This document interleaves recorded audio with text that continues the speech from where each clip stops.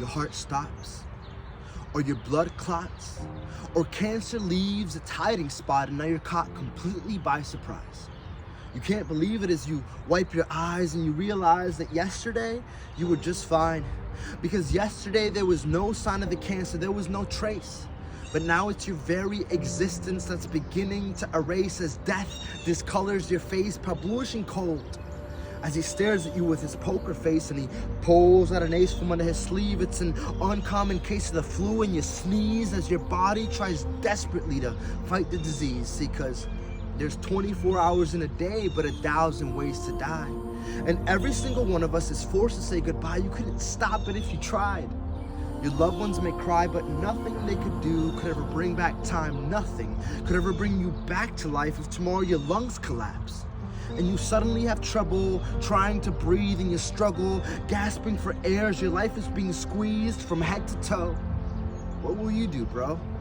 When life gives you lemons, but it's too late to make lemonade because you already had too much vodka mixed with Kool-Aid and the alcohol poisoning has you lying unconscious and need a first aid. She won't be fist pumping, dude, when they're pumping your stomach in the emergency room, but you say, nah, none of that's gonna happen to me. But you don't have a say when you're lying 6 feet deep below our feet in that cemetery by that lonely street, lying still beneath the concrete slab that has your name written in all caps, and yet you ignore the stats.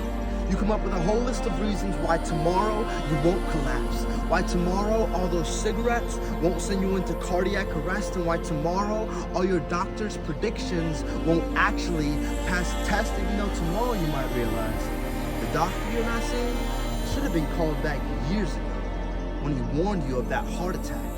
But his evaluation of your health was so dogmatic, his diagnosis of your condition so problematic, and his preventative solutions way too dramatic. You said, forget all that. I'm okay. But the truth is, we all have a 100% mortality rate because 10 out of 10 people have an expiration date. So whether it's next year, next month, tomorrow, or today, there's no escape. It's our inevitable fate. The only question is, where will you go on the day you die?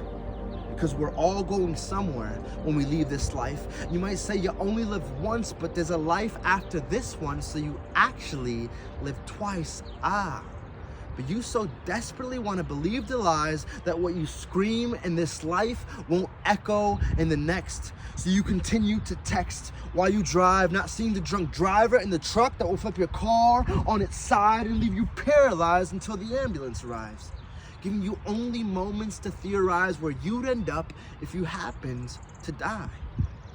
Open your eyes.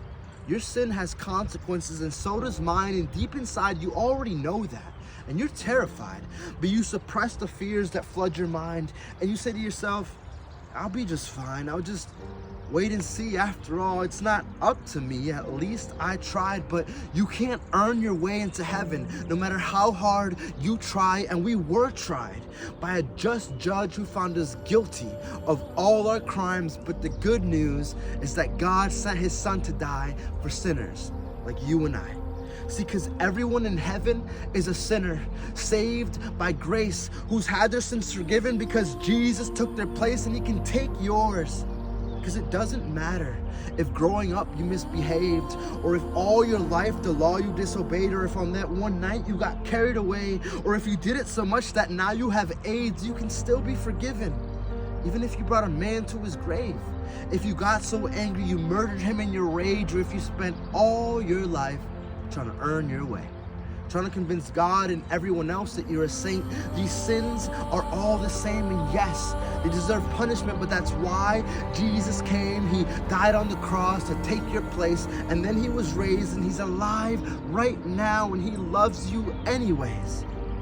You can wait for the sun in your life to set, or you can accept the sun in your life and be set and live the rest of eternity without a single regret. And yes, I know death may seem dark, but you don't have to wait for the sun to rise, because God's son did rise. Yes, Jesus is alive, and he loves you right now from the inside out. So don't wait. Your life is a mist. It's here for a moment, then gone in an instant. God doesn't promise you tomorrow. Today might be your last day. But here's a promise that's impossible for God to break. Romans 10:13, everyone who calls on the name of the Lord Jesus will be saved.